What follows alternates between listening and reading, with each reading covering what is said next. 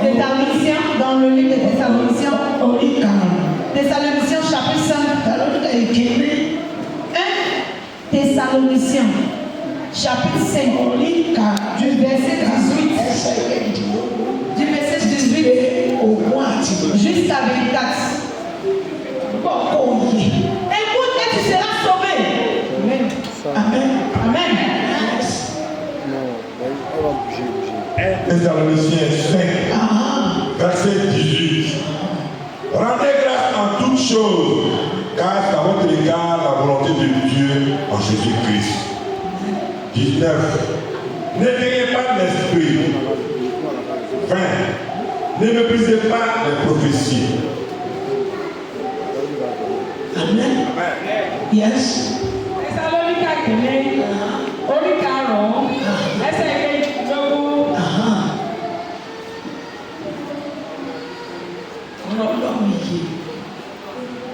La parole de Dieu est vivante. La parole de Dieu, c'est la joie. C'est la miséricorde. Nítorí èyí ni ìfẹ́ Ọlọ́run nínú Kristi Jésù fún wa. Combien de fois tu remercies le Seigneur? Si d'autres personnes se réveillent, il va directement dans la douche. Dès qu'il sort, il va aller manger. Et puis il commence à courir le marché. Il n'y a pas de remerciement à Dieu.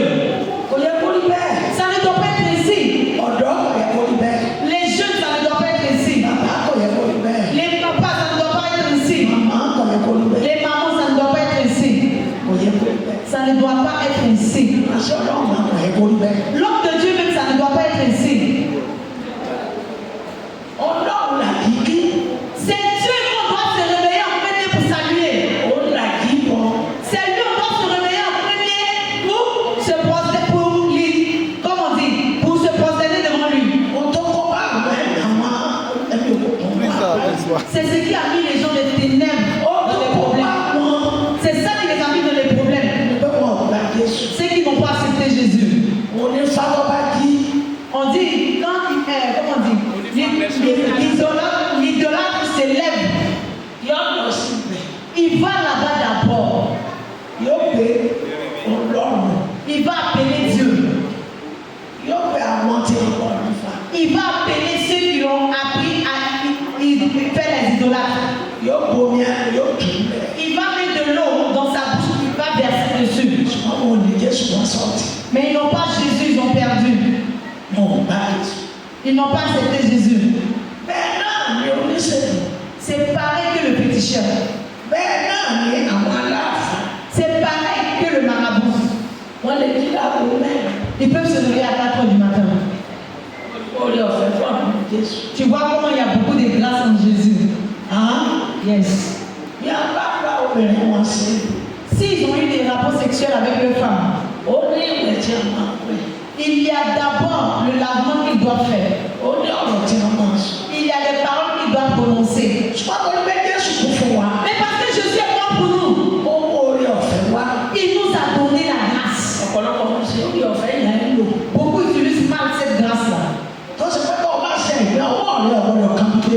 C'est que si tu tentes ta main ne doit pas toucher la Bible. Ta main ne doit pas toucher la Bible. Tu dois savoir que sans même être en train de faire les mensonges, toi-même là, tu es saleté. Mais la grâce, beaucoup l'utilisent très mal. Tu te réveilles tôt le matin. Une fois que tu finis de te laver, tu n'as pas besoin de remercier le Seigneur. Mes frères et sœurs, à partir d'aujourd'hui, il faut louer le Seigneur. Si tu te réveilles, c'est Dieu que tu dois louer d'abord. C'est lui que tu dois louer. C'est lui que tu dois louer en premier. Tu pries. Tu confies ta vie entre ses mains. Tu ne peux pas te réveiller et te dire Seigneur, je sors pour m'accompagner. Il ne peut pas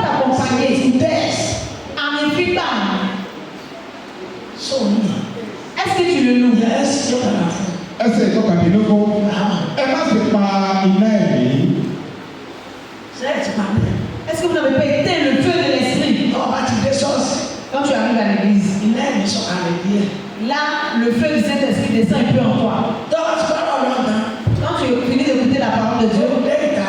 une fois que tu mets pied dehors, Ó ti gbà mí. tu as oublié. Mo ṣe síríọ̀sì nínú ilé olúwa. Mais la façon dont tu étais sérieux dans la maison du Seigneur, Ọmọ wà sí ilé gbogbo tó bá wà. c'est comme ça que tu dois être sérieux partout où tu vas. Ọ̀dọ́ ẹ wà sí ilé. La jeunesse, soyez sérieux. Ẹ gbọ́ràn. Écoutez, Ẹ ní sẹ́gbẹ́.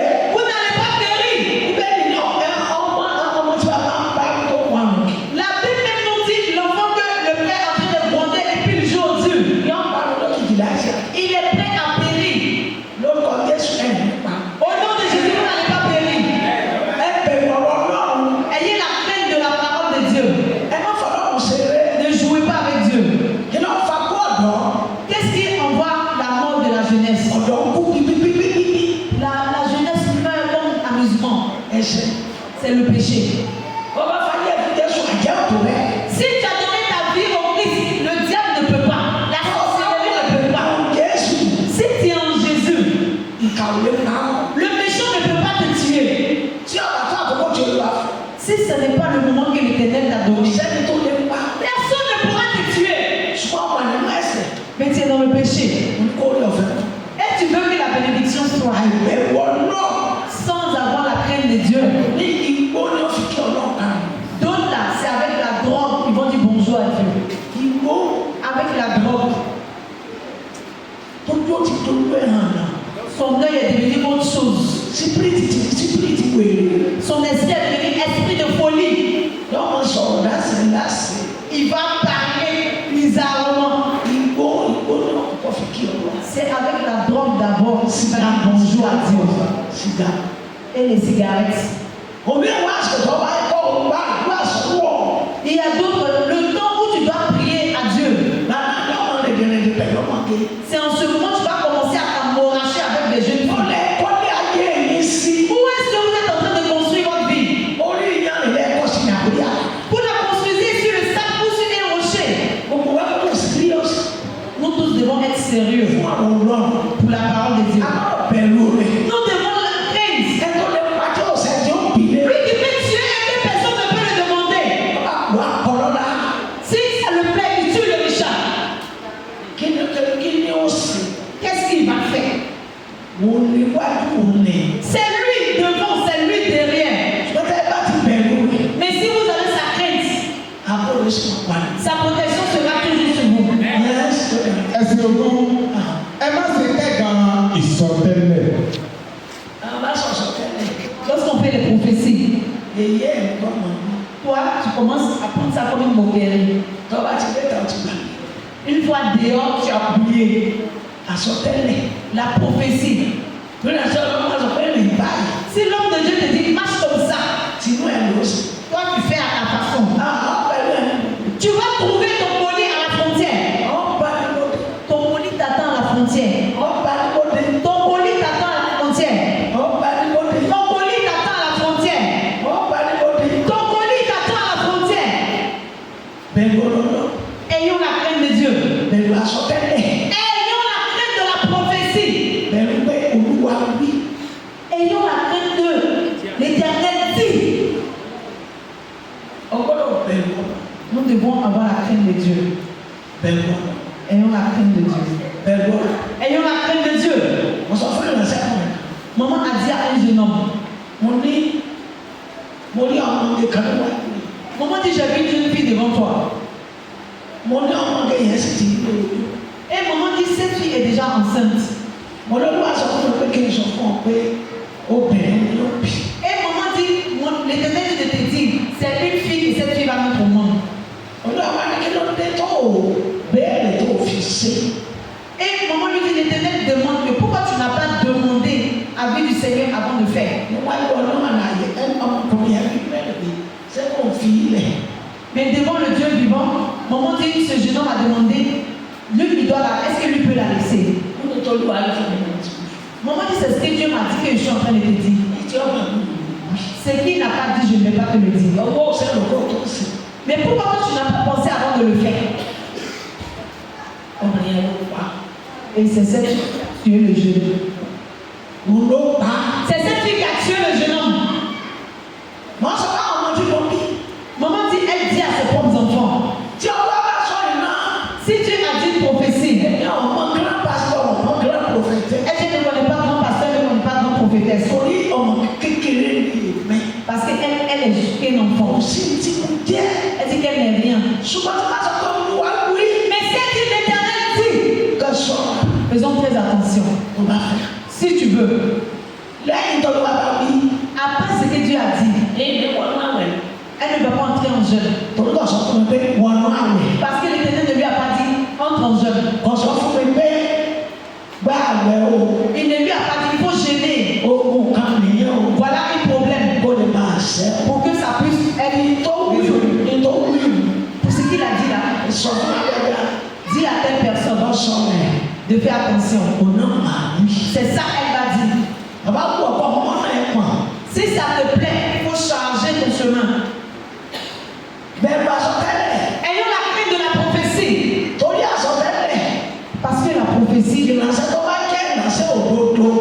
de Dieu est un homme de Dieu vrai. C'est pas lui qui dit les prophéties. C'est Dieu qui dit les prophéties. Après, Dieu lui a encore dit que ça peut tarder ou ça peut être rapide. Tu vas voyager. Ce voyage, c'est après 3 mois après que maman a vu encore cette vision. Que me fais très attention avec cette jeune fille. Fais très attention avec elle. Il dit qu'il a compris. Mais lui, il a pris sa route. Il est revenu dire à maman, quand il a fini de voyager avec elle, il dit à maman que je vais au travail. La façon dont il parlait, c'est avec ses amis qu'il parlait. Il a dit à ses amis que si grand-mère ne m'aime pas écouter, il dit un seul homme que lui n'a pas écouté. Lui, il sait où le feu est en train de brûler lui son pied. Et maman a demandé à cette personne que dis-moi, c'est où le feu est en train de brûler ton pied? Il dit qu'il allait au travail. Mais quand il est revenu, la dame lui a d'abord demandé que tu es où? Il dit je suis au travail. Et mais lui il était déjà au portail. Il va ouvrir la porte. Sur le fauteuil. Il a vu la main de son ami intime. Il voit le bras de son ami intime sur le cou de sa femme. Est-ce que c'est Dieu qui l'a tué? Maman dit qu'elle ne se moque pas de lui. Mais c'est désobéissance. Ne pas avoir la crainte de Dieu. Ne pas avoir la crainte de l'Éternel dit. Ça tue beaucoup de personnes. Au nom de Jésus, ça ne va pas nous tuer. Mais la prière ne peut pas. Si ce n'est pas que tu obéis.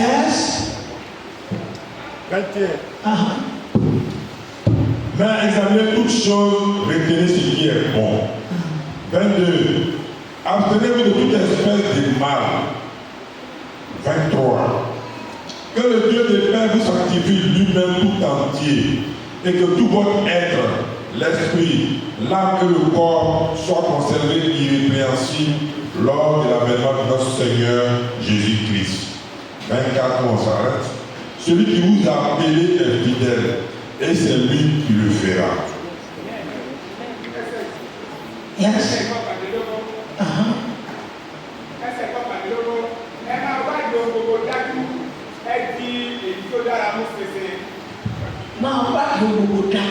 Il faut chercher toutes choses.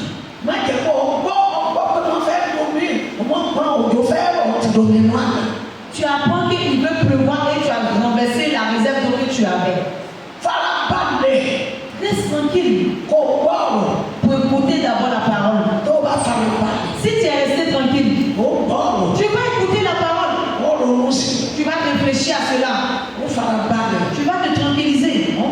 ṣẹlẹ̀ àti tí ó ṣẹlẹ̀. Tu vas savoir ce qui veut se passer et ce qui se passe. Wọ́n sì fẹ́ ẹnu ẹ̀. Il ne faut pas faire ta volonté. Ìfẹ́ olúwa ni kò máa ṣe. C'est la volonté de Dieu que tu dois faire. Bẹ́ẹ̀ ló bá lọ ìkan. Si d'autres vont quelque part, Àlọ́ fẹ́ dé tẹ́lẹ̀ sí. il dira je vais arriver à 13 villes. Kò sí pé olúwa bá fẹ́. Il n'y a pas question de si Dieu le veut. Fẹ́ dé tẹ́lẹ̀ sí. Je vais aller à 13 villes. Mo lọ máa lórí. Je vais à Makori. Mo ṣe programme rẹ̀. Tu fais ton programme. Ṣé wọ́n lọ láṣẹ? Est-ce que c'est toi qui as l'autorité? Wọ́n lọ pàṣẹ fún ọ. C'est toi qui commandes l'éternel? Kò sí bí olúwa bá fẹ́. Il n'y a pas pour chez toi, il n'y a pas si Dieu le veut. Kò yẹ kó rí bẹ́ẹ̀. Ça ne doit pas être ainsi. Ẹ gbọ́ràn sí ọlọ́run náà. Obéissons la parole de Dieu. Ẹ gba ìbáwí. Acceptons la correction Kí ayé kó lè dára. pour que notre vie ait un bon sens. Kò sí tọ́ka lómi nípa ọlọ́run. D'autres personnes sont là, afin que Dieu ne les regarde pas. Décision ti bẹ̀rẹ̀ ọpọlọ rẹ̀. Lui, sa décision qu'il a en tête, Olólo. c'est ce qu'il utilise. Tọ́ba wà lò tọ́ba fẹ́. Maintenant, si tu as utilisé que tu as échoué, Ọwọ́ àṣẹ̀ṣẹ̀ padà. maintenant tu as que retourner Oṣù maintenant. màmá ti àríkà. Oh, tu es déjà en retard. Pléènì ti gbéra. Au-delà, l'avion a déjà décollé. Sọ̀rọ̀ dání. Est-ce que tu peux arrêter l'avion? Bọ́nà kò tó dẹ́rù bọ̀. Il faut d'abord payer avant que tu n'arrives à l'aéroport. Ṣèfẹ́ olúwa kò tó wọnú pléènì. Fais la volonté de Dieu avant que tu n'entres dans l'avion. Bọ́ ọlọ́run kò sì kàrí kò tó jáde nílẹ̀. Il faut écouter la parole de Dieu avant de sortir de chez toi. Àánú olúwa yóò yí wa ká. Et la miséricorde de Dieu va nous enseigner. Yes. ẹsẹ̀ kejìlélógún. Ẹsẹ̀ kejìdínlógún. ẹsẹ̀ kejìlélógún. Kejìdínlógún. 22. ẹ máa ta kéésì ohun gbogbo tí ó jọ ibi. Sọ̀rọ̀ ká kété sí tọ́jọ́ bí. Abstenez-vous du mal. Bọ́ọ̀bà bọ́ọ̀lù kú ní ìyàwó pẹ̀lú ẹ̀. Si tu es en train de marcher avec un mauvais ami, il faut te séparer d'un autre. Jókòó nínú Jésù. Il faut t'asseoir en Jésus. Súnmọ́ Jésù. Approche-toi de Jésus. Dìmọ́ Jésù. Il faut saisir Jésus. Ó ti di ọmọ ìmọ́lẹ̀. Tu es déjà un enfant de la lumière. Má bèrú rẹ̀ jẹ mọ́. Il ne faut plus manger avec les cabris. Àbúkà jẹ Il ne mọ́. faut plus manger avec les moutons. Àbájọ pẹ̀lú ewúrẹ́ wọ́n pè. Si on te voit parmi les cabris, on va t'appeler cabri. Àbájọ pẹ̀lú ajá àjàbọ̀. Si on te voit parmi les chiens, on va t'appeler chien. Àbájọ pẹ̀lú ẹran wọ́n. Si on te voit parmi les moutons, on va t'appeler mouton. Sọ́kọ́ bá ti di mímọ́. Mais si tu es saint, Máa bẹ̀rù àwọn tó mọ́. tu vas marcher avec les personnes Sọ́kọ́ saintes. bá ọ̀rọ̀ rẹ̀ tọ́ ti olúwa. Si tu vois que sa parole ne colle pas avec l'éternel, Sọ fún tí ó gbà. que tu lui as dit qu'il n'a pas changé, Yàgò fún. il faut te séparer à lui. Yàgò fún. Il faut te séparer à ce genre de personnes. Yàgò fún alágbèrè. Il faut te séparer aux gens d'adultère. Yàgò fún ìṣekúṣe. Il faut te séparer aux gens qui font les mauvaises choses. Yàgò fún irọ́. Il faut te séparer aux gens qui mentent. Yàgò fún olè kíkà. Il faut te séparer au vol. Yàgò fún tí ò dáa. Il faut te séparer à tout ce qui n'est pas bon. Yàgò fún tí mímu. À part ça, encore, il faut te séparer à la boisson, l'alcool. Àwọn bá ọmọ ọlọ́mọ jẹ́ kí ní ìbò. Tu te promènes pour cacher la vie d'enfants des gens dans la ville. Máa bọ́ ọmọ ọlọ́mọ sí káàkiri Tu rẹ̀. te promènes pour faire des rapports sexuels avec des enfants des gens. Àwọn ẹ̀ṣẹ̀ Les péchés. ẹ̀ṣẹ̀ tí kúrú bí ọlọ́run. Les péchés qui mettent Dieu en colère. Ẹ jìnnà sí. Éloignons-nous de cela. Ẹ̀gbọ́n Obéissons. ẹ̀sìn fẹ́ olúwa. Faisons la volonté de l'Éternel. Yóò dára fún wa. Nous serons heureux. Yes. ẹsẹ̀ kẹtàlélógún. kí ọlọ́run àlàáfíà òun ti kára rẹ̀ kí ó sọ yín di mímọ́ pátápátá. Amen.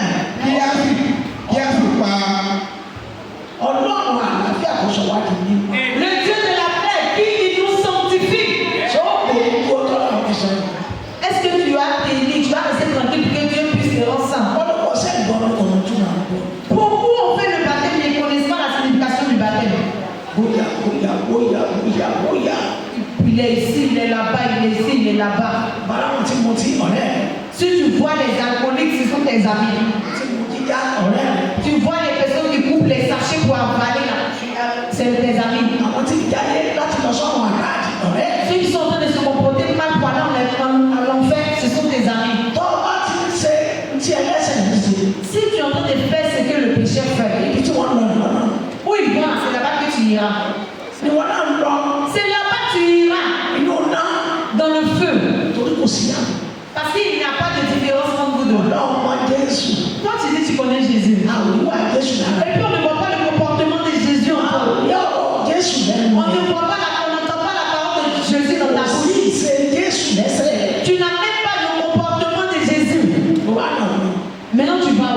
bá fi kàn Si la mort t'a pris, iná ayé láyé et le feu éternel, iná ayé láyé le feu éternel, iná ayé láyé. le feu éternel, Yes.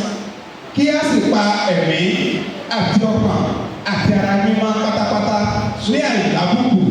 Ọkàn àti ara le cœur, àti ìṣe àti l'âme kó pamọ́. et l'être, tu dois t'abstenir de cela. Ọmọ ẹni tó o ṣe. Tu dois savoir enfant de qui tu es. Kó o mọ tó gbà. Tu dois savoir qui tu as accepté. Wọ́n tún máa ń parler babaláwo. Et ils vont te trouver chez le charlatan, ils vont te trouver chez le marabout. Wọ́n sì ká alléluia. Et puis tu cries alléluia à l'église. Iná àti ẹyọ ìta àti Oh ọ̀la. là là, ton feu là, ça sera plus que ceux qui ne connaissent pas Jésus là maintenant. Kí ló wà Qu'est-ce que tu cherches? láàrin àwọn eruku? Parmi les poussières, Jìnnà sí ẹ̀ṣẹ̀. éloigne-toi du péché. Fọwọ́ rẹ mọ́. Il faut laver tes mains proprement. Kíkà yọ jẹ́ ìrere nípa rẹ. Permets que le monde ait un bon témoignage de toi. Wọ́n bẹ̀ ọ́. Maman vous en supplie. Yes. ní ìgbà wíwá olúwa wa Jésù Kristi. Nígbà tó wà wíwá wà Jésù àti. Pour la venue de notre Seigneur Jésus-Christ. Yes. ẹsẹ̀ ìkẹrìnlélógún olódodo ni ẹni tó pè yín tí yóò sì ṣe é. Olódodo. Le vérité. Ṣé wọ́n bá tó olódodo? Est-ce que toi tu es une personne vérité? Àbí nígbà Jésù bá dé, Quand Jésus va venir, wọ́n ti máa kọ́ gàràtẹ́ẹ̀kì Jésù tó. c'est là que tu as commencé à prendre le caractère avant que Jésus n'arrive. Àbí wọ́n lo kọ́mìnìtì ẹ̀kọ́ ọmọ alẹ́ sá. Ou bien tu vas au camp militaire pour aller te former, pour savoir courir. Nígbà omi ìdájọ́ bá dé, Lorsque le jugement dernier arrivera, ọwọ́ sáré pé lákò owó lọ́nà ẹ̀. c'est là que tu vas courir pour rester dans le rang. Gbọ́dọ̀ ti fẹ́ gbọ́dọ̀. Attends, tu vas passer où pour entrer dans le rang? Ọ̀nà wo ló fẹ́ gbà? C'est par quelle voie que tu vas passer? Ó fò níbẹ̀ ni. Tu vas sauter pour arriver là-bas ou quoi? Àbúrò ìfẹ́ sí Jésù. Ou bien tu iras faire face à face à Jésus. Bẹ́ẹ̀ ni àlè ti jẹ́. Ok, Jésus, mais à quoi? Jésù wò mí. Alors Jésus, mais regarde-moi. Ìwọ tó bá wọ̀ báyìí. Quand il va te regarder toi-même là, Ẹ̀ẹ́dẹ́gbẹ̀rún kí ni kò ti bá lẹ́nu. la deuxième c'est que tu t'es retrouvé en enfer. Torí kìí sẹ́yìn yàn fi ṣe. Parce que c'est le même personne avec qui tu dois jouer. Wọ́n máa yẹ sílẹ̀ láti ronú padà. Il t'a laissé le temps de te repentir. Ó bẹ̀ ọ́ láti ronú padà. Il t'a supplié de te repentir. Ó fi ọ̀rọ̀ rẹ̀ yé ọ. Il t'a donné sa parole, il t'a enseigné avec sa parole. Ṣùgbọ́n síbẹ̀ àná. Mais malgré cela, Ẹlòmíà ní ọ̀dọ́ rẹ̀. d'autres vont dire, ah, je suis encore jeune. Hein? Ọ̀dọ́ kan kú láàárọ̀ àná. Il y a un jeune qui est mort hier matin. Àbẹ̀dẹ̀dẹ̀ bọ́dá ní kíọ̀sì. Peut-être vers midi par là. Ìkankan ò mú. Il n'avait rien. Ṣùgbọ́n a gbọ́ nípa pé ìjẹ ìjẹkùjẹ. Mais on a appris de lui qu'il mange de n'importe quoi. Wọ́n wá tí mo jíjà Si tu es en train de boire de n'importe quoi, tó mú àwọn tu bois des sachets, ìjà tó burú tu bois les alcools qui sont très dangereux tó jáwọ́. et que tu n'arrives pas. Òun rìn ní o ti kú. Tu verras que tu marches sur le monde, tu es déjà mort. Ó mọ̀ tí a sì kẹ́ ẹ̀ ti bàjẹ́. Parce que tout ton intestin, ton foie, tout l'appareil qui travaille de ton corps, tout est gâté. Wọ́n gbé òfin jáde Nàìjíríà. Ils ont fait sortir une loi au Nigeria. Wọ́n gbé ẹ̀ka ọba ti rí àwọn kan lọ́wọ́. Que dans la main de toute personne qu'on verra les trucs de hors la loi, Yóò gba ìdájọ́ tó kọ̀rọ̀. cette personne aura un mauvais jugement. Yes. Mo mọ̀ ní En avalant, ọmọ kò lówó. les sachets, ce que vous avalez, ce que vous buvez, Ọ̀sẹ̀ bọ́ lè lọ lásán. ce que vous tirez, vous pensez que ça va passer comme Wọ́n ça? sì sọ nínú ìrìnàjò àti fún. Il est en train de se déposer quelque part, en train de te Ó sì déposer. tẹ́ nínú ọkàn. Il détruit ton foie, il détruit ton poumon. Ó ti jẹ́ ọkàn rẹ̀. Il est en train de détruire ton poumon petit à petit. Tó o sì lè tọ́ ọmọ. Encore tu es en train de marcher, mais tu ne sais pas. Báwo ló ṣe kú? Comment est-ce qu'il est mort? Kì í sọ ọmọ kékeré lọ. Ce n'est pas un enfant. Hein. Ẹni tí mò ń wí ìgbọ́yà ló ti súnmọ́ lọ bí ọgbọ̀n ọdún àti kan. Il est déjà dans la trentaine. Ó ń lakọ̀ bí ìyá. Et puis il est le premier fils de sa mère. Àbúrò rẹ̀ wá ṣe tí ọ̀gá ní sọ́ọ̀bù bàbá. Et son petit frère a fait quelque chose qui n'est pas bon au magasin de leur papa. Ó ya ẹnu láti bá wí. Il a ouvert la bouche pour parler à l'enfant. Bó ṣe ya ẹnu pẹ̀lú ọkàn ìbínú. Avec la colère, dès qu'il veut parler, Ó sì lọ Il est tombé en même temps. Il est mort. Hier.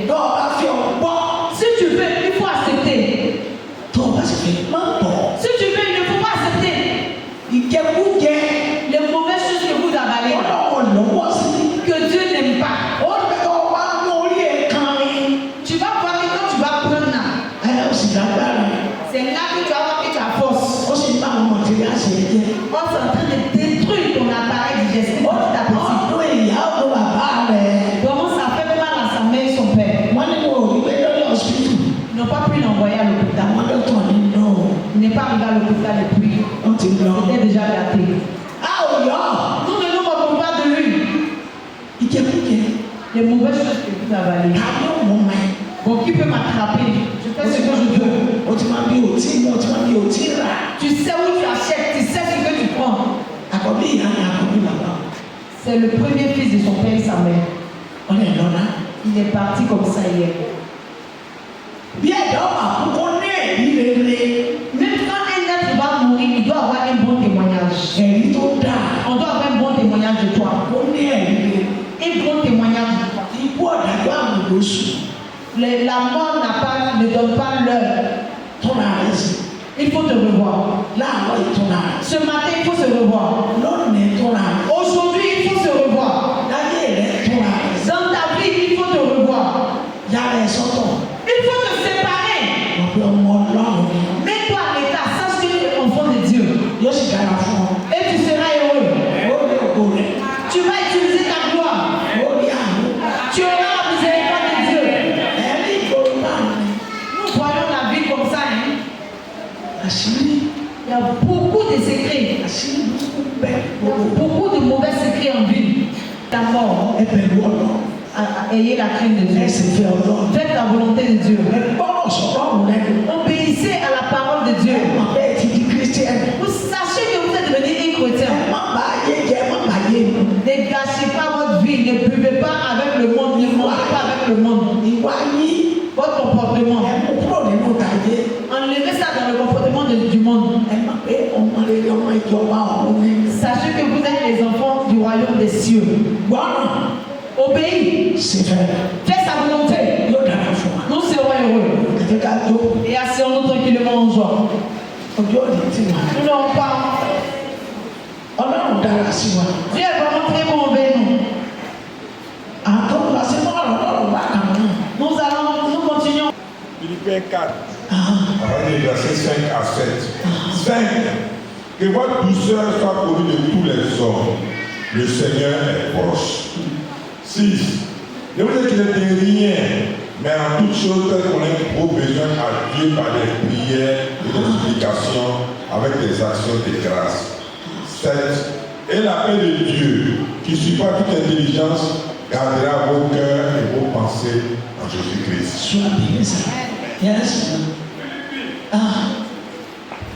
Fílípì orí kẹrin ẹsẹ̀ ìkarùn-ún.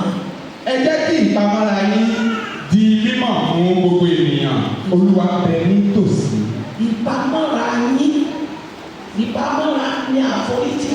La patience. Accepter plus à arrêter le péché. Tu vois ce qu'ils font tes amis. Et tu ne le fais pas. Et tu sais que c'est un péché. Ça aussi, tu t'es abstenu. Vous verrez les filles prostituées. Leur habillement est différent.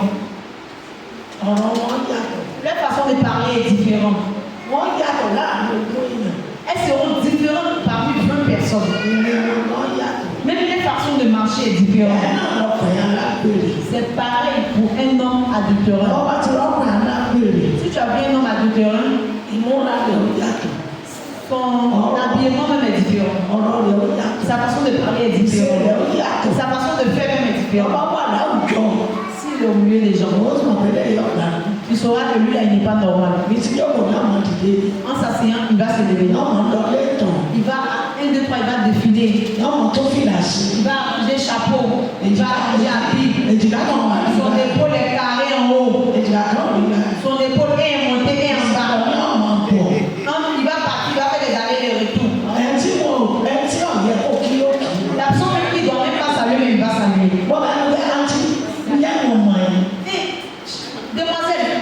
reconnais. Mon visage me dit quelque chose. Mon visage me dit quelque chose. Est-ce que c'est pas toi qui habites avec bien temps? Maintenant, toi aussi, tu dois lui répondre, mon frère, est-ce que Pauline ne te prend pas par hasard? Toi aussi, en même temps, c'est ça. Maman dit comme dit, leur comportement est différent. Le comportement de l'homme ou la femme est différent. Pour permettre que ton comportement puisse ressembler à celui de Jésus. Ton comportement doit ressembler à Jésus. Pour le royaume des cieux. Pour venir manger la bonne vie devant ton Père. La vie où il n'y a pas de péché. La vie de l'argent. La vie de l'heureux. La bonne vie. Jusqu'à jamais. Tu seras auprès du Père. La vie de ce monde-là. La fin de cela, c'est le feu. Il ne faut pas permettre que la fin de ce monde puisse te submerger. Tu dois être affamé du royaume des cieux. C'est ce que tu dois regarder. Tu dois être affamé du royaume des cieux. Pour ne pas être affamé du péché. Il faut t'abstenir. Il faut respecter la parole.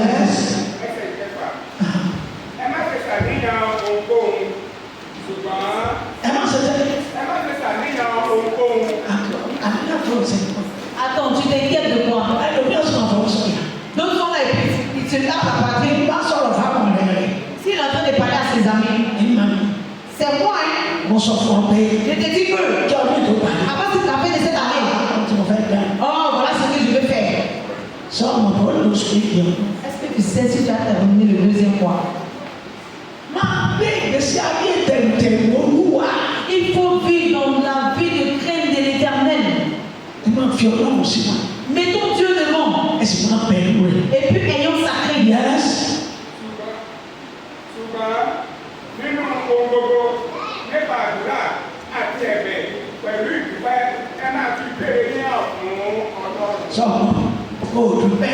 Tu ne remercies pas le Seigneur. Beaucoup à qui tu as fait du bien mais qui ont fermé les bouches comme la bouche du lion. Remercier le Seigneur aussi, c'est un problème pour toi. Ça aussi, c'est un souci pour toi. Tu ne remercies pas le Seigneur. Tu ne sais pas comment tu vas le louer aussi. Tu ne sais même pas comment tu vas montrer ses bienfaits. Si ce n'est pas pour sauter comme oiseau. Oiseau là, c'est pigeon, ses ailes là sont toujours. Seigneur, voilà ce que je vais te bénir. Oh, voilà ce que je vais te bénir en 2026. Cette année-là. Oh, il faut que tu me reçoives. Je t'assure, tu dois me recevoir cette année. Tu prends Dieu comme ton camarade. Faut le louer. Faut l'élever. Faut le remercier. Pour les bienfaits. Faut le louer. Faut le remercier. Fais sa volonté. On ne peut pas faire les choses qui mettront Dieu en colère. Ce qui va mettre Dieu en colère, tu ne dois pas le faire. C'est lui qui a tout ce que nous voulons en main. Lui que tu mets en colère. Et puis tu lui demandes quelque chose. Il ne pourra pas te donner. Même si tu as donné, même ça peut être bon. S'il vous plaît, ne mettons pas Dieu en colère. Toi et moi. Ne mettons pas Dieu en colère. Faisons sa volonté. Obéissons à sa parole. Louons-le. Servons-le. Ayons sa crainte. Pardon, dis-moi, qu'est-ce qui peut t'empêcher? Le jour de sabbat, le jour de respect. Ce n'est pas ta maman qui dit, ce n'est pas ton père qui est mort. Dis-moi, qu'est-ce qui peut t'empêcher le jour du Seigneur? Maman Couton nous a dit si elle avait une cérémonie. Et elle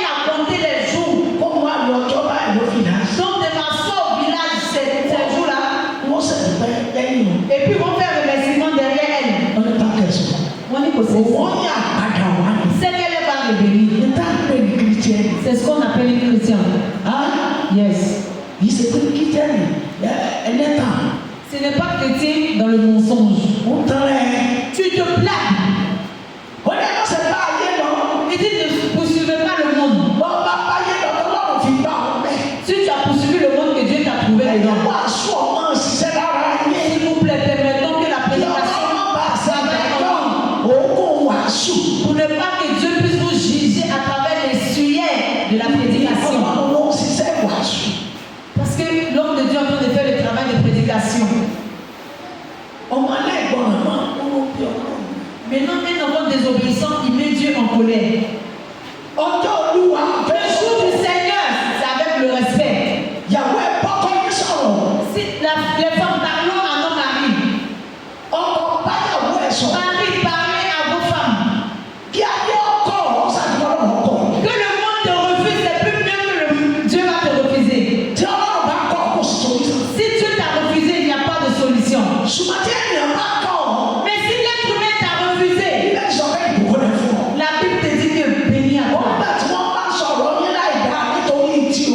Et il a dit si on parle mal de nous à cause de lui, il dit c'est béni, bénédiction pour nous. Ça ne veut pas dire qu'il ne va pas partir. Et puis tu as eu peur de l'homme. Plus que Dieu. Toi-même tu t'es traîné. Parce que si ton bruit là-bas, ils vont dire regardez là. Regardez. Et regardez l'élu de l'église. Et puis c'est là qu'ils vont te demander, tu n'es pas là à l'église. Et puis tu vas commencer à monter tes dents. Ici sur la montagne de la vie. C'est la vérité de Dieu que maman va nous dire. Pour ne pas qu'elle ait tort. Si Dieu a envoyé sa servante, et puis il est en train de faire partialité, c'est lui qui aura tort de l'infidèle. S'il vous plaît, jour de sabbat, c'est quelle cérémonie vous faites? C'est quelle mauvaise cérémonie? Si tu suis le monde, le monde va t'emporter. On nous enseigne. C'est que vous voulez faire là, c'est le dimanche que vous voulez faire. Tu ne peux pas me voir là-bas matin. Avant de me voir, après-midi. La personne qui dit il est fâché, qu'il va vomir ailleurs. Si Dieu ne veut pas quitter derrière toi, tu n'as pas de problème. Tu as la crainte de Dieu. Tu as respecté ton Dieu. Tu as fait la volonté de ton Dieu. Il ne faut plus faire la volonté de l'homme. Il faut faire la volonté de Dieu. Pour avoir la faveur de l'Éternel. Pour avoir la faveur de Dieu. Dans ce monde, pour avoir la faveur de Dieu. Au royaume des cieux, pour avoir aussi la faveur. Qui connaît son dernier dimanche? Qui connaît? Et il dit c'est ce qu'il va trouver dans tes mains. C'est par là que ton jugement va commencer. Attends, dis-moi, quelle est ta place sur la chaise le jour du sabbat? On doit savoir que ton Dieu est grand.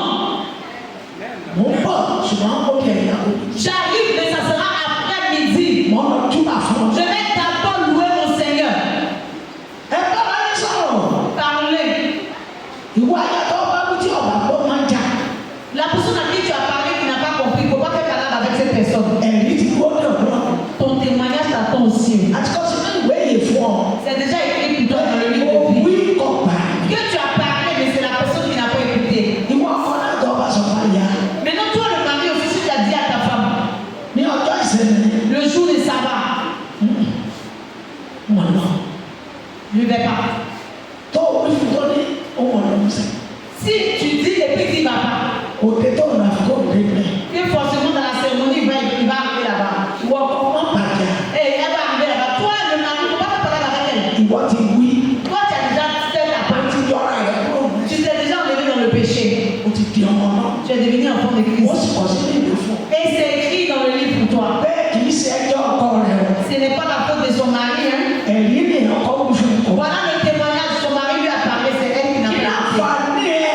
Attends, dis-moi quel est ton rôle? Quelle est ton utilité? Quelle est ta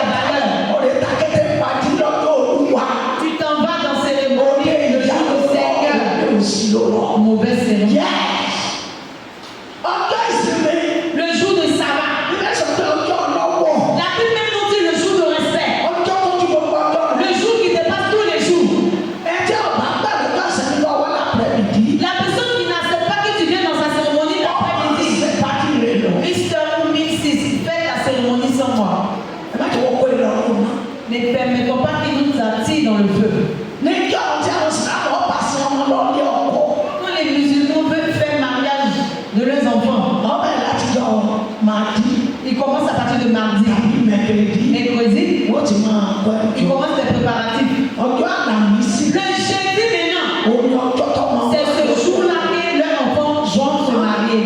Wọ́n fi èṣù. Et ils sont en train de prendre le témoin. Èṣù ni wọ́n. Ils sont démons. Wọ́n máa fi gba ìgbàlọ́ kírísítẹ́nì. Donc ils sont en train de prendre l'esprit de démon pour arracher le salut dans la main du chrétien. Àwọn fẹ́ẹ̀kì kírísítẹ́nì. Et les faux chrétiens, Tí a bá ti lọ yá, kò sí ọlọ́run nínú ọpọlọ ẹ̀. s'ils vous disent bon allez, on s'en va, il n'y a même pas parole de Dieu en vous. Ẹnu ènìyàn ní ń bà. Vous avez peur de l'homme. Ọba ti bẹ̀rù ènìyàn. Et quand tu as peur de l'homme, Tó o ti sẹ́yìn náà. et puis tu as péché comme Dieu, O ti dáhùn. tu as eu des problèmes. Báwo Il faut écouter la parole. ọ̀rọ̀ wa? La parole de l'Éternel. Yes. ẹsẹ̀ keje Ah. àti ọlọ́run àlàáfíà tó ju ìmọ̀ràn gbogbo lọ yóò sọ ọkàn àti èrò yín nínú Kristi Jésù. Ìmọ̀ràn àti ọ̀rọ̀ tó lè Les kó conseils, lọ. la parole, Kí ni tùmọ̀ tí wàá sùn fún les idées qui dépassent tout. Kẹ́lẹ̀ máa ń tẹ́lẹ̀ sí. Pourquoi est-ce que maman Dieu suit les prédications? Kẹ́lẹ̀ máa ń tí òye kẹ́sì. C'est pour que nous sachions ce que nous devons faire et ce que nous ne devons pas faire. Voilà pourquoi la prédication existe. Gbogbo nílẹ̀ wà ní. Nous tous, nous sommes ici. Mi ò ní jálẹ̀ lọ́jọ́ yẹn. Maman n'a pas dit terminer ça ce jour-là. Bí Olúwa ṣe ń sọ La façon dont Dieu lui parlait, pé á ẹnìkan máa ó máa fàyè sí i. qu'il y a quelqu'un qui veut laisser le monde. Ẹ̀tọ́ báyìí kí wò ní òun ni. C'est ce que l'homme de Dieu doit dire qu'elle va dire. Ṣùgbọ́n ẹ má jà mọ̀ ẹ má jà òde. Ẹ má lọ sílé. Mais ne mangez pas dans la cérémonie. Allez-y chez vous à la maison. Ẹ má kiri ká. Ne vous promenez pas. Ọjọ́ ìsinmi ẹ má lọ sí. Le jour de sabbat, après le culte, entrons chez nous. Wọ́n sì pàdé àwọn ọ̀rẹ́ rẹ̀. Et il a croisé ses amis. Lẹ́yìn wàásù.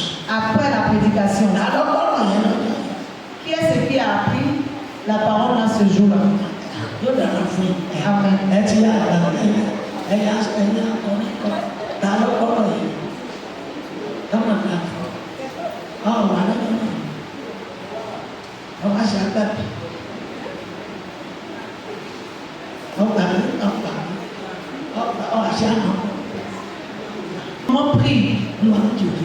Elle prie en esprit que Seigneur ne va pas permettre cela. Nígbà tó ti ṣe ǹtí mò ń tọ́ ọgbà mi. Maman dit quand elle retourne à sa place, elle entend la même voix. Bẹ́ẹ̀ ló dé. Et il est allé dans la cérémonie. Bọ́lá wà sọ ti máa ń gbọ́rọ̀. Quand tu es à l'église, il faut écouter la parole qui sort. Ó gbọ́rọ̀ wọ́n ní màá lámàlẹ́. Ce n'est pas toute la parole que maman peut casser devant nous. Tí mo bá fọ̀wé wí. C'est qu'elle nous dit en parabole. Tọ́ ọba gbọ́. Si tu as compris, Ìbùkún rẹ̀. béni à toi. Sọ́sẹ̀ ní kí n sọ fún un pé o ò tún wá sọ́ọ̀sì yìí mọ́. Maman dit, est-ce que c'est possible de le faire parce que de lui dire que tu ne vas plus venir t'asseoir là-bas? Ó lè parẹ́ ẹ̀rọ tó di àwọn. Il peut se tuer même avant l'heure. Wọ́n ní òun máa kú lónìí. Que on dit j'ai mouru aujourd'hui. Tàbí òun máa kú lọ́la. Ou bien on dit j'ai mouru demain. Ẹjọ́ bàbá yà wọ́n lè lọ wí pọ́ǹsì. Toi qui n'as pas de cœur pour supporter là, tu peux aller avaler poisson. Wọ́n á ní ìrànṣẹ́ tó ká yà rẹ̀. Et puis ils vont dire que c'est l'homme de Dieu qui a coupé son cœur. Ọjọ́ yẹn Ce jour-là, táyì ò dáa. maman dit, il n'avait pas la joie ce jour-là. Ẹ ń dẹ̀ tó rà. Òun náà wò tó bí ẹ̀ méjì. Et puis lui-même là, un de toi, il regardait. Tójú ṣe bí mẹ́rin. Lui et maman, les yeux se croisaient. Ó tún sáré gbàdúrà. Et il enlève rapidement ses yeux sur Ẹ maman. máa gbọ́rọ̀ sọ́ọ̀sì náà àgbàrá tẹ́ ẹ bá lọ. Tí ò sí olúwa bí òtítọ́. Obéissons à la parole de Dieu. Dans les églises où nous allons, puis il n'y a pas de parole de Dieu, vérité là. C'est pas la Wọ́n peine. lè fẹ́ mú ẹlòmíì. Souvent on veut attraper quelqu'un. Wọ́n ti lo dandan kọ́ wá. Ils vont lui dire obligatoirement, il doit venir. Tọ́ọ̀bà ní nàrà. Mais si tu n'as pas le feu de l'esprit en toi, Ọ̀nà ni. tu vas partir. Àgbàdo fi tó kù mẹ́ tọ́ọ̀mà. La chaise sur laquelle tu vas t'asseoir, est-ce que tu connais? Òde spẹ́sà. Les cérémonies spéciales. Ṣètò tó bá jẹ́ kókó èèyàn. Surtout quand tu es une personne de valeur. Kò fi lọ́nà. Et tu dois mettre la cérémonie entre les mains de Dieu avant de partir. Avant de partir. Torí wọ́n sì máa fi àjẹ́ ìkọjẹ́ mọ́. Parce qu'ils vont se dire, oh, on a confiance, il va venir. Lórúkọ Jésù àlebá wọn kúkú jẹ. Au nom de Jésus, nous n'allons pas mourir d'une mort obligatoire. Àlebá wọn kúkú by fire by Nous force. n'allons pas mourir d'une mort forcée. Lórúkọ Jésù. Au nom de Jésus. Ó ní wọ́n ò ní gbà ọ̀dọ̀. Nous n'allons pas faire des pots cassés. Àní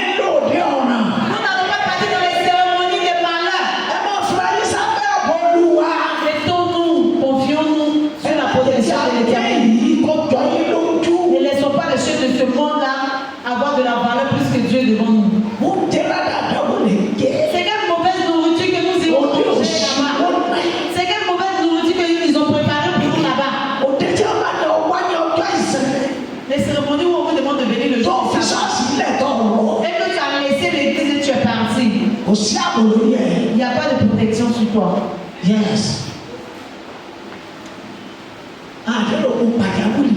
Nous n'allons pas avoir l'appel d'urgence. Au bout de la où est-ce que tu ça? Nous n'allons pas avoir les problèmes de rapidement, ça ne va pas se passer. Et pour moi, Respectons la maison de l'Éternel. et pour moi, Respectons le ministère de Dieu. et pour moi, Respectons le jour du sabbat, le jour du Seigneur. et pour moi, Respectons le jour du Seigneur. Bien.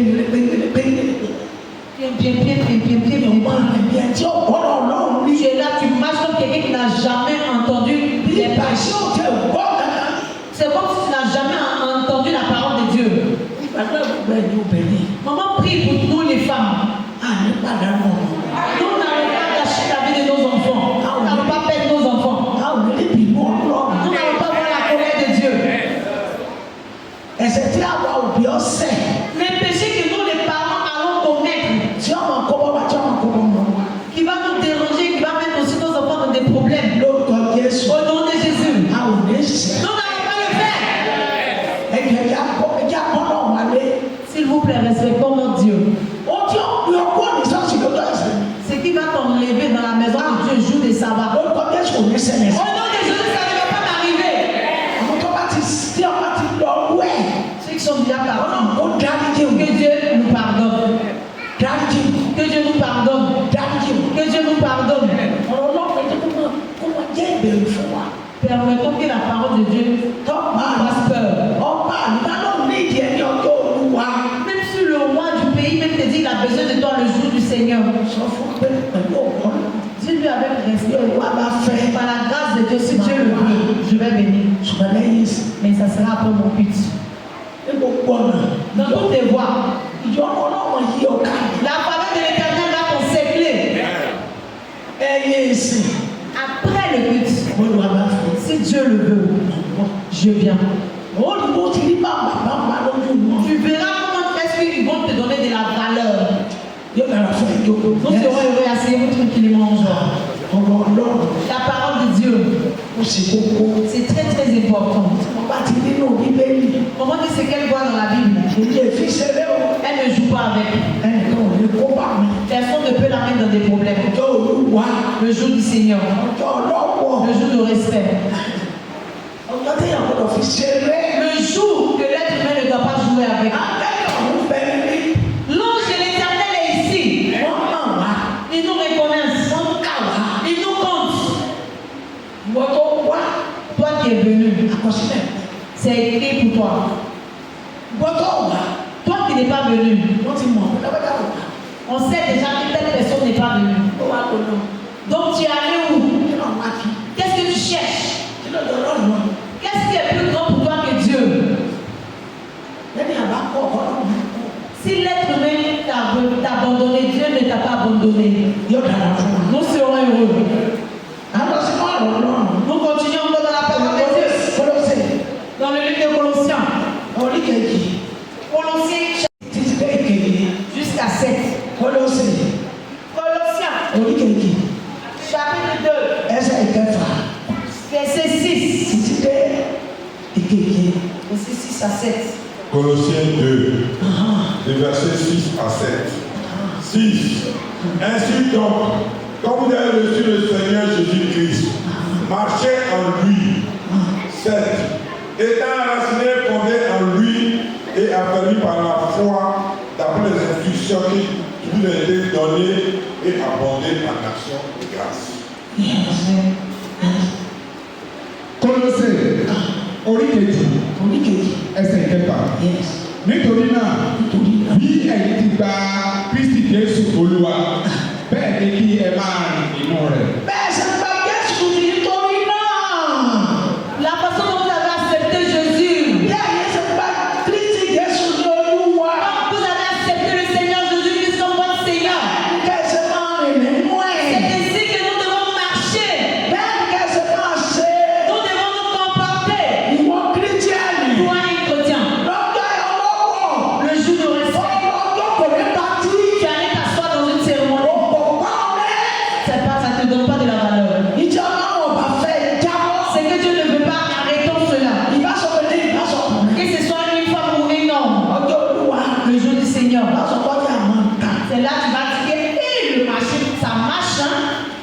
ọjà máa ń tà.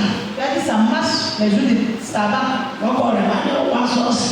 Si ton mari te dit viens à l'église, Àlọ́ rẹ̀ ọba ìdíjọ́ kejì kò ní rẹ̀ ní wọn. tu vas dire à ton mari, non, aujourd'hui je suis fatigué par là à l'église. Oh, Mais c'est- dis à ton mari, fatigué par le marché.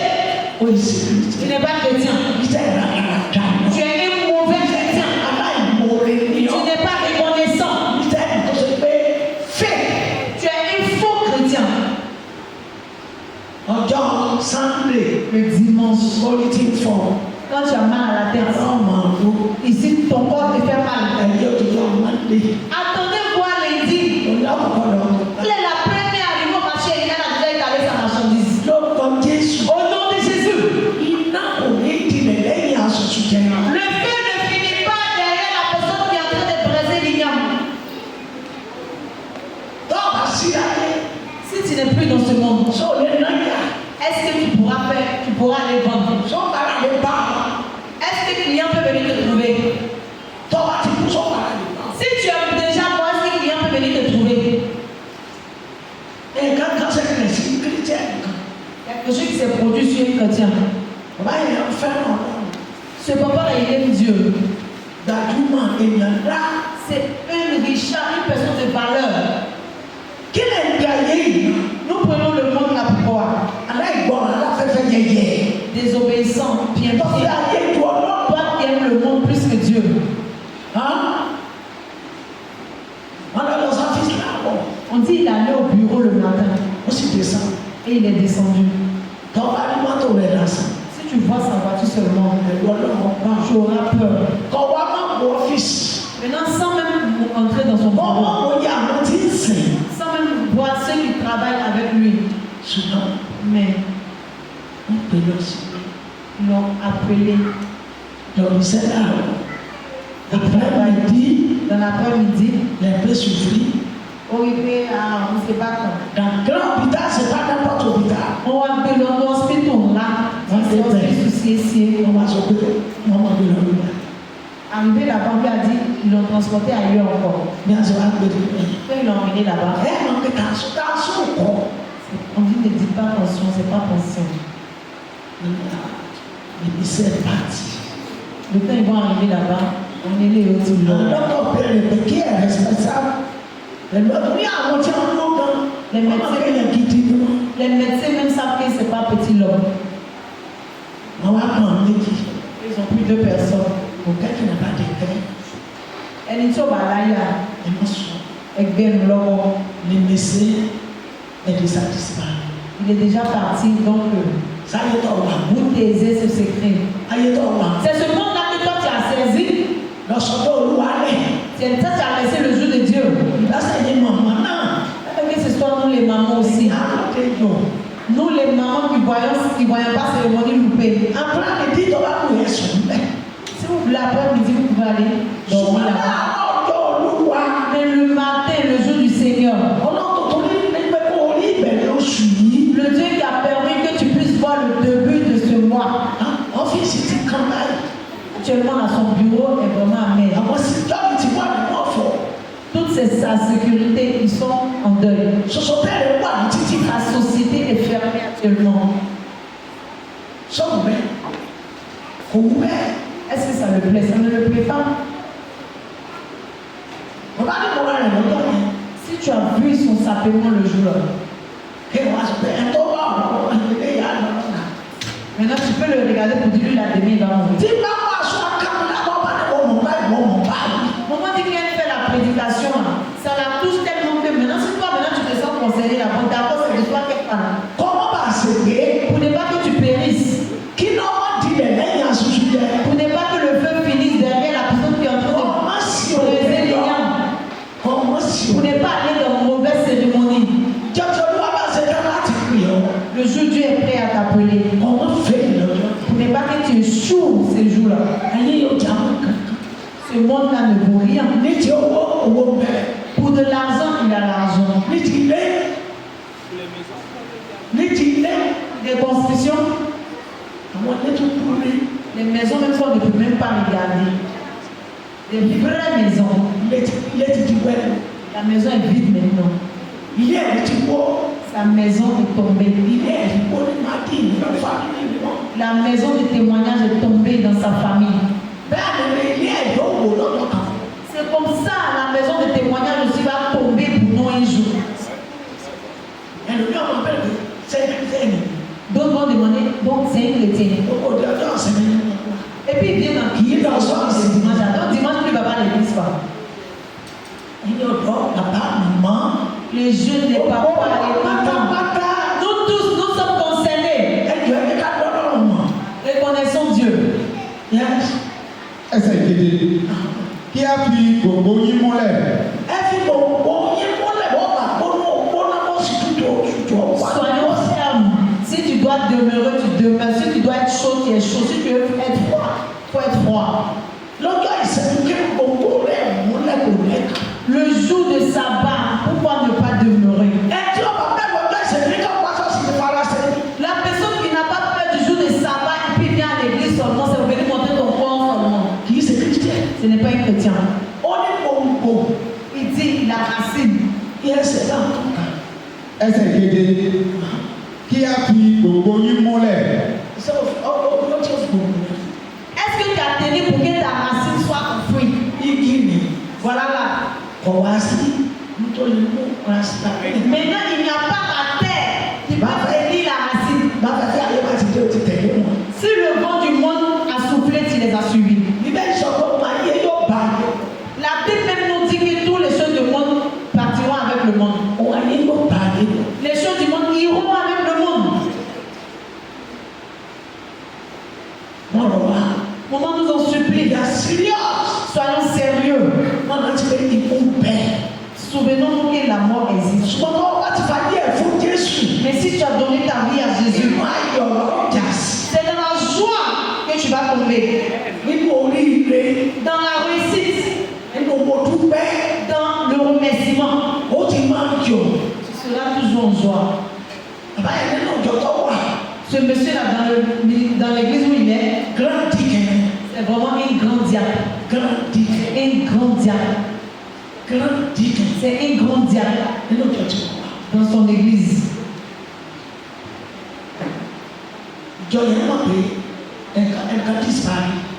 Son église, même c'est qu'ils ont vraiment un grand disparu. La personne même qui n'a pas la crainte de Dieu, comment dire, regarde cette personne comme fou. La parole de Dieu que tu écoutes là, tu attends. Tu ne veux pas entrer au paradis ou quoi? Qu'est-ce qui te plaît plus que Dieu? Éloignons-nous du péché. Nous sommes en 2026. Éloignons-nous du péché. Les cérémonies de dimanche qui est là à la montagne de l'Alliance, sachons ce que nous faisons. Nous allons venir à l'église. De l'église, nous irons dans la cérémonie. Maintenant, toi, sors que nous allons aller trouver à la cuisine. Tu n'es pas chrétien.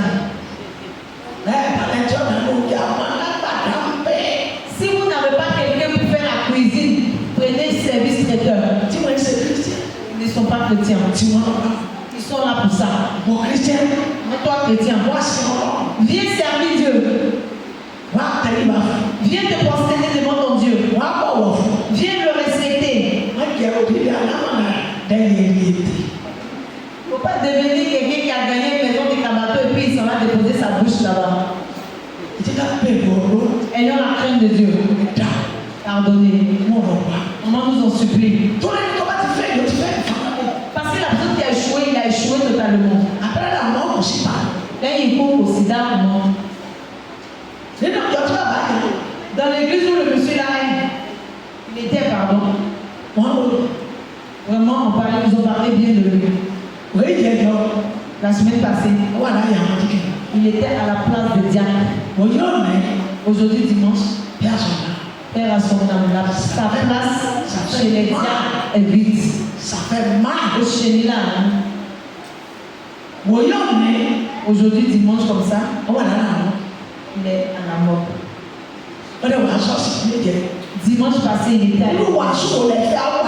S'il vous plaît, c'est quel genre de prédication que vous voulez encore? Il était à l'église dimanche passé. couché à la mort. Sa maison est devenue amère.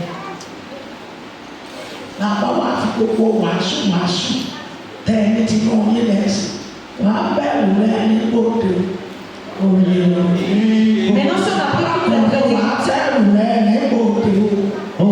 tu vas trouver ton collier à la frontière. Voler ne va pas voler. Tu vas trouver ton collier à la frontière. Voler ne va pas voler. Madame, tu vas trouver ton collier à la frontière.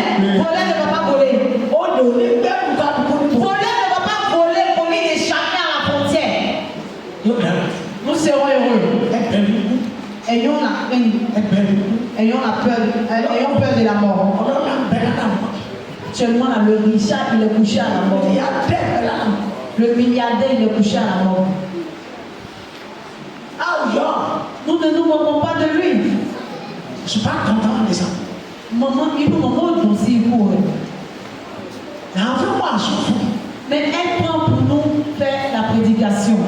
Que nous ayons la crainte de Dieu, que nous fassions très attention. Nous serons heureux. Asseyons-nous tranquillement aujourd'hui. Kí á sì gbé yíró nínú rẹ̀. Affermissez votre foi. Ne sois pas un chrétien par-ci par-là. Un chrétien bizarre. Il faut faire tenir la religion. Pour laisser bon te dire que tu exagères. Laisse-les t'insulter. La famille de ton père t'insulter. Cérémoniellement, où ils sont venus dans le monde pour partir là, ils n'ont pas allé. Toi, enfant de salut, ta voix est différente. Kí ẹ sì fi ẹsẹ̀ mọ́lẹ̀ nínú ìgbàgbọ́ yín. Est-ce que tu tiens? Si Jésus est venu aujourd'hui, est-ce qu'il peut te trouver sur ta chaise? Ne peut pas te trouver sur ta chaise.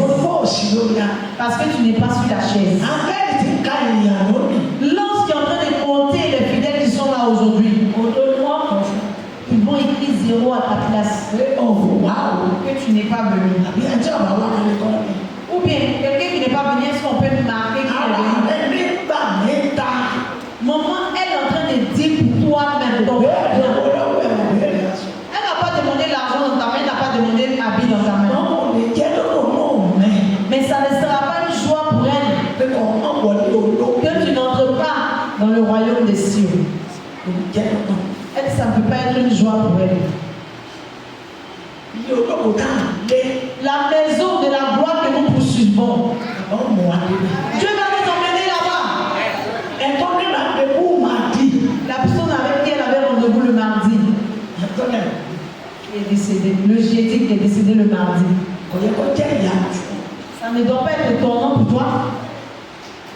Il y a quelqu'un qui le saluait au téléphone. Je respecte que je n'ai pas trompé le mot de doigt. Et elle dit ça pour faire sinon pas C'est doigt. ils vont se former que C'est lui-même. C'est lui-même. Sans savoir que c'est son dernier jour, c'est la veille de son départ. Et il est au téléphone avec cette personne. Si ça n'est pas suffisant pour une prédication pour toi vraiment, il faut faire tenir ta foi. Laisse les gens dire que tu exagères en Jésus. Laisse les gens dire que lui la cérémonie n'a pas béni. Aujourd'hui dimanche, est-ce que tu l'as donné béni, il n'a pas béni matin. Et ils vont t'écrire ça aussi. Et tu iras réussir au royaume des cieux. C'est mieux qu'on écrive ça dans le feu pour toi. Tous les diacres dans l'église, ils sont dans son église, ils sont en deuil. Dans son église, maman connaît l'église où il va. Les grands titres dans l'église. Ils déposent leur argent, ils font tout dans la maison de Dieu. Et les pasteurs, Ils ont tenu, ils sont prêts pour le pasteur. souvent, à carré, porté, Mais sa chaise est en congé, en vacances. on parle beaucoup, ils vont dormir. Si tu ne réfléchis pas pour te repentir, ça ne Souvent, sert on à rien. parle, Mais la parole de Dieu, on va accrocher à nous. Dieu va l'écrire Au lit, mais sont pas devant toi. des bons. Ma servante t'a dit ça, est-ce que tu as entendu? Yo, il va Est-ce que tu as obéi? Est-ce que tu as changé? Mon jour, mon jour, tu prends pour jouer. Et puis tu vas plus partir maintenant dans la cérémonie. Les diables savent comment est ce monsieur. Pour faire le but aujourd'hui, ça sera difficile pour eux. Nous serons heureux. Maman est bonne. Maman obéissez. Papa est bon. Papa obéissez. Bona est bon. Papa, grand frère obéissez. Yo da la foi. Nous serons heureux. Gẹ́gẹ́ bí a ti kọ́ yín, kí ẹ sì máa kọ̀ sí nínú rẹ̀ pẹ̀lú ìpẹ́. Ẹ máa pọ̀ sí nínú ìdúpẹ́. Ẹ jẹ́ ká ṣe fẹ́ rẹ̀. Faisons sa volonté. Ẹ jẹ́ ká ṣe fẹ́ rẹ̀. Faisons sa volonté. Ẹ̀rù Ọlọ́run máa ń bá mi. Maman dit vraiment qu'elle a la crainte de Dieu. Ẹ̀rù Ọlọ́run máa ń bá mi. Elle dit qu'elle a la crainte de Dieu. Ẹ̀rù wa lọ Nàìjíríà kan. Elle allait, Ọ̀sán kékeré. Ààrẹ ẹ̀tọ́ kò ní sẹ́ẹ̀tì fa. elle allait au Niger une année et lui qui est là comme chef de famille, Wọ́n ní pàdé kan bẹ́ẹ̀